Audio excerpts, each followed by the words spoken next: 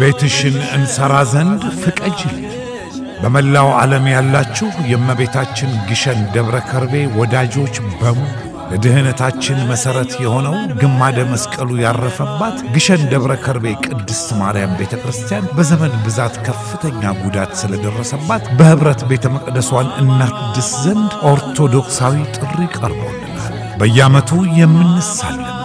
የምንፈወስበትና የምንቀደስበት ቤተ ክርስቲያን ዛሬ ተጎድታ ማየት የሚፈልግ ክርስቲያን የለምና ከመጋቢት 11 እስከ 14 በቀጥታ ስርጭት ከግሸን ተራራ ላይ የተላለፈ የእድሳቱ ገቢ ይሰበሰባል። መርሃ ግብሩ በዋነኛነት በቀጥታ የሚተላለፍበት ኢኦቲሲ ሚዲያ፣ ቋንቋ አይነሽ ሚዲያ፣ ቀንዲል ሚዲያ፣ ነጋሽ ሚዲያ፣ ማህቶት ሚዲያ፣ ኢቲ አርት ሚዲያ፣ ራማ ሚዲያ፣ ባላገሩ ሚዲያ፣ ብርሃን ሚዲያ፣ ሰንሰለት ሚዲያ፣ አራያም ሚዲያ፣ 21 ሚዲያ ከመጋቢት 11 እስከ 14 በቀጥታ